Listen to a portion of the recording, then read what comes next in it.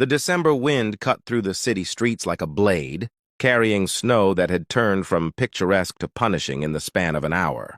Gabriel Sterling pulled his black overcoat tighter as he walked through the park, his mind still churning through the board meeting that had run 2 hours over schedule. At 38, he'd built Sterling Technologies from a startup into a multi-million-dollar enterprise, but success had come with a price. His ex-wife had taken their daughter Emma to California 3 years ago, and he saw her only during holidays and summer breaks. His penthouse apartment was immaculate and empty. His life was full of achievements and devoid of warmth. He was taking this shortcut through Henderson Park because his driver had called in sick, and Gabriel had decided to walk the 15 blocks, home rather than wait for a car service. The Christmas lights strung through the bare trees should have been cheerful, but they only emphasized how alone he felt, how the holiday season had become just another stretch of time to endure. That's when he heard the voice. "Excuse me, sir?" Gabriel turned to find a little boy standing near a snow-covered bench, maybe 7 or 8 years old. He wore a tan jacket that was too thin for the weather, a red sweater underneath, and jeans that were worn at the knees. His brown hair was damp with melting snow, his cheeks red from cold. But it was his eyes that caught Gabriel's attention, wide, frightened, but trying so hard to be brave. "Yes," Gabriel approached carefully, looking around for a parent. "Sir, my baby sister is freezing." The boy's voice cracked slightly. "I don't know what to do." That's when Gabriel noticed the bundle the child was holding. A baby, wrapped in what looked like a thin blanket, crying weakly. The infant couldn't have been more than a few months old. Her small face red and scrunched, her cries growing weaker, which Gabriel knew instinctively was a bad sign. "Where are your parents?" Gabriel asked, already pulling off his coat. "Mom left us here," the boy said, his brave facade crumbling. "She said she'd be right back, but that was a long time ago, before it got dark. I tried to keep Sarah warm, but she won't stop crying. And now she's getting quiet. And I remember Mom saying that's bad. When babies get too quiet." "You're right, that is bad." Gabriel wrapped his coat around both children, the expensive cashmere engulfing them. "What's your name?" "Timothy. Everyone calls me Tim." "Okay, Tim, I'm Gabriel. We need to get you and Sarah somewhere warm right now. Will you come with me?" Tim hesitated, and Gabriel could see the conflict in his young face. Don't talk to strangers, he'd probably been told. But his baby sister was in danger, and this stranger was offering help. "I promise I'm safe," Gabriel said gently. "I have a daughter myself, and if she were in trouble, I'd want someone to help her. Let me help you." Tim nodded, tears finally spilling over. "Okay." Gabriel scooped the baby into his arms, keeping his coat wrapped around both children. Sarah was frighteningly cold to the touch, her crying reduced to weak whimpers. Gabriel's heart pounded as he calculated distances. The nearest hospital was 10 blocks. His apartment was 6. He made a decision. "We're going to my home first to warm you both up. Then I'm calling for medical help. Is that all right, Tim?" "Yes, sir." They moved quickly through the snowy streets, Gabriel's expensive shoes slipping on ice, his suit jacket inadequate against the cold, but he barely noticed. Tim walked beside him, one hand clutching Gabriel's sleeve, the other wiping at his tears. "How long were you out there?" Gabriel asked as they walked. "I don't know." "A long time. Mom said she needed to run an errand, that she'd be back in 10 minutes. But then it started snowing harder and it got dark and she didn't come back." Tim's voice was small. "Did she forget about us?" "I don't know," Gabriel said honestly, his mind already racing with implications. What kind of mother left a baby and young child on a park bench in December? Even if she'd meant to return quickly, even if some emergency had delayed her, where was she now? "But right now we're going to focus on getting you both safe and warm." Gabriel's building doorman, Marcus, did a double-take as they entered the lobby. "Mr. Sterling? Is everything all right?" "Call Dr. Richardson. Tell him it's an emergency. I need him at my apartment immediately." "Then call the police non-emergency line and tell them I've found 2 children who were abandoned in Henderson Park." "Right away, sir." In the elevator, Gabriel looked down at the baby in his arms. Sarah had stopped crying altogether, her tiny body limp. His heart clenched with fear. He'd taken a pediatric first aid course years ago when Emma was born, but that felt like another lifetime. His apartment was warm, thank God. Gabriel went straight to the living room, laying Sarah gently on the couch while keeping her wrapped in his coat. Tim hovered anxiously nearby. "Tim, I need you to help me." "Can you do that?" "Yes, sir. I need you to go into that room over there. That's my bedroom. And grab all the blankets you can find. We need to warm Sarah up slowly." While Tim ran to get blankets, Gabriel carefully unwrapped the baby. Her lips had a bluish tinge, her breathing shallow. He rubbed her tiny hands gently, trying to stimulate circulation, talking to her softly. "Come on, little one. Stay with me. You're safe now. You're going to be okay." Tim returned with an armful of blankets, and together they created a warm nest for Sarah. Gabriel turned up the thermostat, put a kettle on for hot water bottles, and pulled out his phone to time the baby's breathing and heart rate as best he could. The doorbell rang 15 minutes later. Dr. Richardson, Gabriel's personal physician, arrived with his medical bag, followed shortly by 2 police officers. While Dr. Richardson examined the baby, Gabriel sat with Tim in the kitchen, wrapping the boy's hands around a mug of hot chocolate.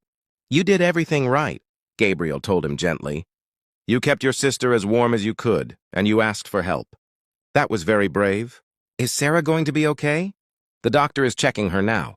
She's in good hands." One of the police officers, a woman named Detective Chen, pulled up a chair. "Tim, can you tell me what happened today?" Starting from the beginning, Tim's story came out in halting pieces. Their mother, Diane, was a single parent, struggling with addiction. She'd been clean for 6 months, trying hard. But recently things had gotten bad again.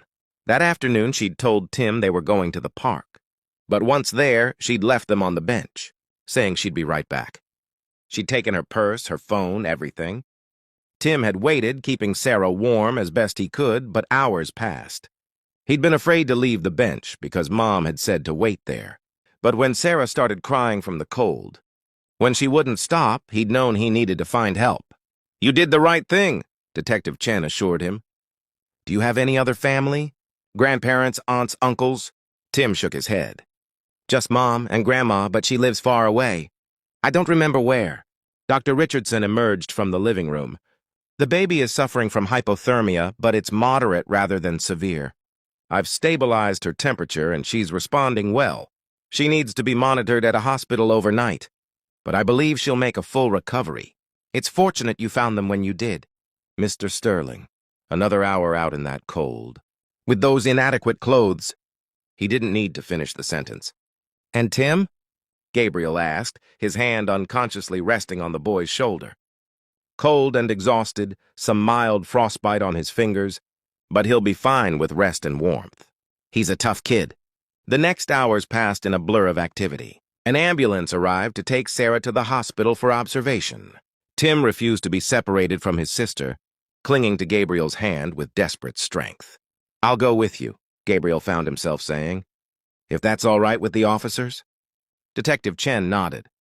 "We'll need statements from both you and Tim. The hospital is as good a place as any. We're putting out a search for the mother. Tim, do you have a phone number for your mom?" Tim recited a number which the detective immediately radioed to her colleagues. At the hospital, Gabriel sat in the pediatric ward, while doctors examined both children more thoroughly. He'd called his assistant, Maria, explaining the situation and asking her to clear his calendar for the next day. He'd called his lawyer, getting advice on the legal implications of what he'd done and what might happen next. And he'd texted his ex-wife, telling her he might need to postpone Emma's visit this weekend, though he didn't explain why. Tim sat beside him in the waiting room, now wearing hospital scrubs that were too large for him, drowning in the warmth of Gabriel's coat, which he refused to give up. "Mr. Gabriel?" Tim's voice was small. "You can just call me Gabriel." "Gabriel, what's going to happen to us? If Mom doesn't come back, where will Sarah and I go?" Gabriel had been wondering the same thing. He knew the system, foster care, group homes, the bureaucracy that would separate siblings. If no suitable placement could be found for both, he thought of Emma, safe and loved with her mother in California. He thought of his empty apartment, his empty life. "I don't know," he said honestly. "But I promise you this. I'll make sure you and Sarah stay together. Whatever it takes." Detective Chen returned with news. They'd located the mother. She'd been arrested several blocks from the park, attempting to buy drugs. She was incoherent, barely remembered leaving her children, was now being held for child endangerment and other charges. The children will need placement, Detective Chen explained. Child Services is backed up as always, especially this time of year. They're looking for a foster home that can take both kids, but she trailed off, her expression sympathetic. What if I took them? Gabriel heard himself say. Everyone turned to stare at him. You? Detective Chen looked skeptical. You're a single man with no experience with children. I have a daughter. I raised her for her first 3 years before my divorce. That's different from taking in 2 children who've just been through trauma. I'm not saying permanently, just temporarily until Child Services can do a proper assessment. They're comfortable with me. I have the space, the resources. I can hire a nanny, a child psychologist, whatever they need. Gabriel looked at Tim, who was watching this exchange, with desperate hope. They've been through enough tonight. Being separated, going to a strange place with strange people, that's more trauma. Let me help. Detective Chen sighed. I'll make the call, but I can't promise anything.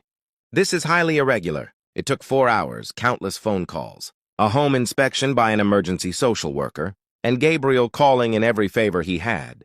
But by 3 in the morning, he was driving home with 2 sleeping children in his car. Sarah was in a car seat the hospital had provided, still monitoring her closely but cleared for discharge. Tim was buckled in beside her, his hand resting protectively on his sister's carrier, his eyes drooping with exhaustion.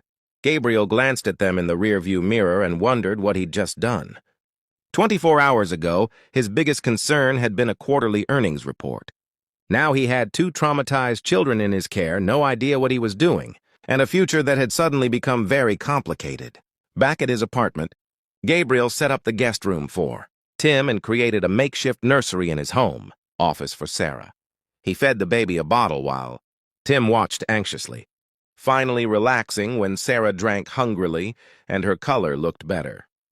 She's going to be okay, Gabriel assured Tim again. You saved her life, you know, by asking for help when you did.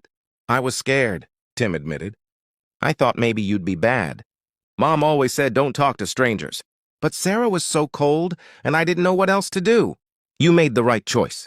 I know your mom taught you about stranger danger, and that's important. But knowing when to break that rule in an emergency, that's important too. You're a brave kid, Tim. After getting both children settled, Gabriel collapsed on his couch around 5 a.m., his brain too wired to sleep. What had he done? He'd essentially become a foster parent, overnight to 2 children, who'd been through horrific trauma. He had no idea how to care for an infant. It had been 8 years since Emma was a baby. He knew nothing about dealing with a traumatized 7-year-old. He had a company to run, meetings scheduled, responsibilities. But when he'd looked at Tim's desperate face in the park, when he'd felt Sarah's cold little body, something had cracked open inside him. The protective instinct he'd thought had died with his divorce had roared back to life. These children needed help. He could provide it. The choice had felt inevitable. His phone rang at 7 a.m. Maria, his assistant.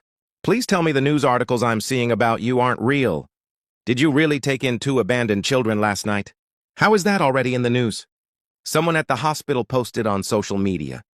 It's everywhere. You're being called a hero, a guardian angel, all sorts of things. The PR team is going crazy. They want to know how to handle this.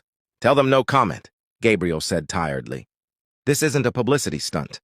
It's just, I couldn't leave them. I know. That's why I've rescheduled your entire week. You focus on those kids, I'll handle the company. Over the next few days, Gabriel got a crash course in parenting. He hired a nanny, Mrs. Chen, who'd raised 5 children of her own and handled Sarah's needs with expert ease. He met with child psychologists who helped him understand Tim's trauma and how to address it. He learned to make bottles and change diapers all over again. He learned that Tim had nightmares about being cold and needed a nightlight and someone to check on him frequently. He learned that Sarah had an impressive set of lungs when she was hungry. He also learned that Tim was whip smart, reading at a 5th grade level despite his age, that he loved science and space and had a million questions about everything, that he was fiercely protective of his baby sister and wouldn't let her out of his sight for the first 3 days. that he was still terrified his mother would come back and take them, or that Gabriel would change his mind and send them away. "I'm not going anywhere," Gabriel assured him one evening as they built a blanket fort in the living room, Sarah sleeping peacefully in her carrier nearby. "You and Sarah are safe here. For as long as you need. What about our mom?" Gabriel had gotten updates from Detective Chen. Diane was in custody, facing serious charges. She'd admitted to a year-long relapse into drug addiction, to neglecting her children, to desperate choices that had endangered their lives. She'd cried when told her children were safe, had begged to see them, but the courts had denied contact pending a full investigation. "Your mom is sick," Gabriel told Tim carefully. "Not sick with a cold or flu, but sick in her brain, with something called addiction. It makes her make bad choices even when she loves you very much. She's going to get help now, but it's going to take a long time. So we can't go home?" "Not right now. Maybe not for a long time. But Tim, I need you to understand something. None of this is your fault. Not your mom's sickness, not what happened in the park. You're a kid. Your only job is to be a kid. The adults are supposed to take care of you, and when they don't, that's not your fault." Tim was quiet for a long moment. Then he said, "I'm glad you found us. I'm glad you're not a bad stranger." 3 weeks later, Gabriel sat in family court, listening to a judge review the case. Diane had been sentenced to a rehabilitation program and would be incarcerated for at least a year. Upon release, she'd have to prove sobriety and parenting, fitness before even supervised. Visits would be allowed. In the meantime, the children needed stable placement.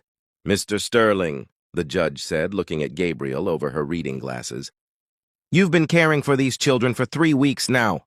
Child Services reports that both children are thriving in your care. Sarah's pediatrician says she's developing normally, no lasting effects from her exposure. Timothy is attending school, seeing a therapist, and by all accounts doing remarkably well. Yes, Your Honor. I'm prepared to grant you temporary foster custody, with the understanding that this is an unusual situation. You'll have monthly reviews, home visits, the works. If at any point Child Services feels the placement isn't working, they'll move the children. Do you understand?" "I do, Your Honor." "May I ask why you're doing this?" "You're a busy CEO. You have no obligation to these children." Gabriel glanced back to where Mrs. Chen sat with Sarah and Tim. The little boy gave him a tentative smile. "When I found them that night, they were scared and cold and in danger. I helped because that's what any decent person would do. But then, over these past weeks, they've become part of my life. Tim helps me understand things. I'd forgotten what it's like to be curious about everything, to believe in good things, to trust even when you've been hurt. Sarah reminds me that life is precious and fragile and worth protecting. They've given me more than I've given them. So I'm doing this because they need a home, and I need them. We've become a family even if it wasn't the traditional way." The judge smiled slightly. "Foster custody is granted. Good luck, Mr. Sterling." 6 months later, Emma came to visit from California, and Gabriel worried about how she'd react to suddenly having to share her father. But Emma, at 11, took one look at Tim and Sarah and fell completely in love. "Dad, they're perfect," she declared, holding Sarah while Tim showed her his science project. "Can they stay forever?" "That's not up to me, sweetheart." But as it turned out, maybe it was. A year after that snowy night, Diane voluntarily terminated her parental rights.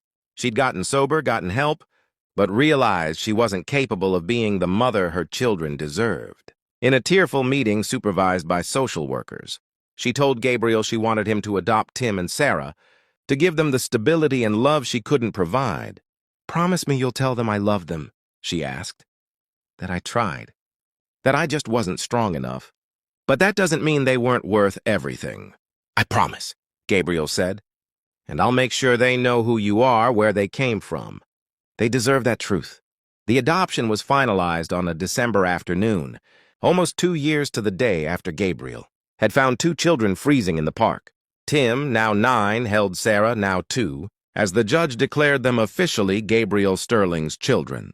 That evening, Gabriel sat in his living room, no longer immaculate and empty, but cluttered with toys and books and signs of life, and watched.